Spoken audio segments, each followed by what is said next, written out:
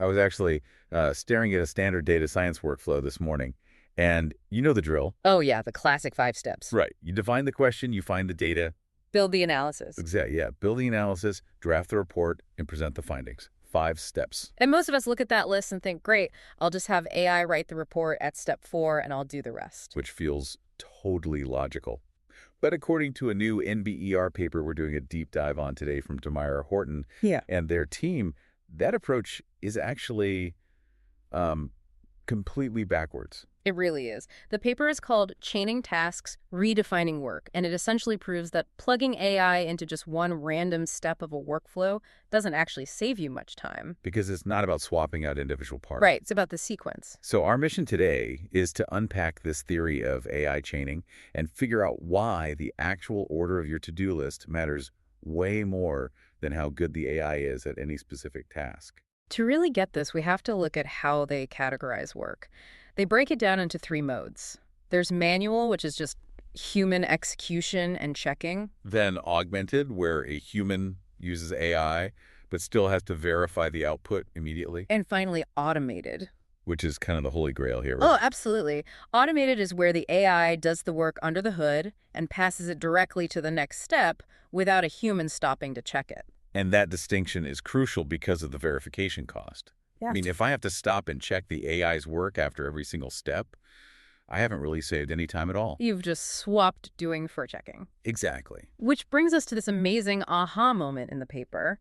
There's this classic economic rule called comparative advantage. Right. The idea that whoever is better at a task should be the one to do it. Exactly. But this paper proves that rule completely fails with AI chaining. Because of the handoff friction. Yes.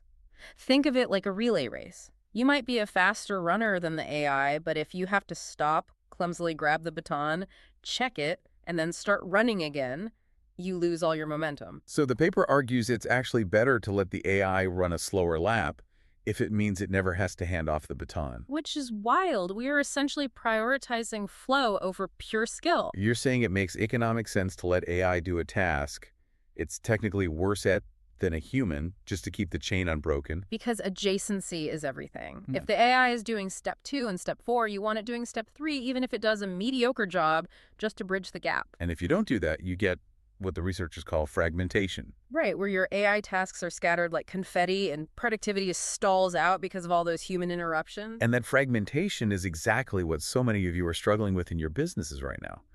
We have the tools, but not the architecture. Which is actually where our sponsor EmberSilk steps in.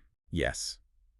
If you are trying to figure out where agents or automation fit into your business or even your personal life, EmberSilk handles the training and integration. They are fantastic at uncovering where agents could make the most impact for you.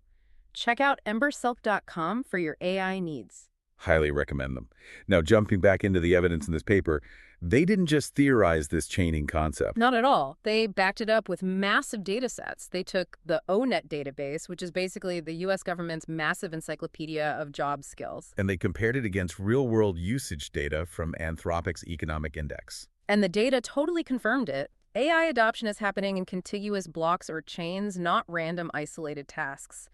If a task's neighbors are AI, it's highly likely be AI too. That makes total sense. But I want to bring up the tentpole concept they introduced because this visual really stuck with me. It's such a great metaphor. Imagine your workflow is a piece of tent fabric lying flat on the ground. Okay. And you have a really hard manual task right in the middle. That's the pole. So it holds up the whole cost structure. Exactly. Even if the tasks around it are super easy for AI, that one hard manual task prevents you from forming a chain. It stops the automation from sliding across the workflow. Because you just can't get past that one heavy lift without a human handoff. Right.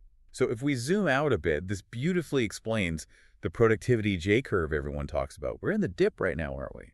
We really are. We're in the dip because we're currently trying to manage AI steps individually. We're spending all our energy verifying and handing off. But the optimistic outlook here, the upward slope of that J-curve, happens when we stop being managers of tasks and start being architects of workflows. Yes. Once firms figure out how to bundle steps into proper chains and redesign jobs, rather than just plugging AI into old jobs, we will see a non-linear sharp rise in productivity. It's about skipping the handoffs entirely. And it's so exciting because it's not just doing the same job faster. It's fundamentally restructuring what a job even is. It really reframes the value of human labor in such a positive way. If the middle of the chain is automated to preserve flow, it seems like our value shifts entirely to the start with prompting and strategy. And the end with final verification. Which means we get to be the designers of the machine rather than just the cogs inside it. We get to focus on the creative vision. It's an incredibly hopeful vision of the future. We are moving toward an era of unprecedented human ingenuity and progress. A fantastic and inspiring shift to look forward to. Think about what you could build if you were designing the chain instead of just running the laps.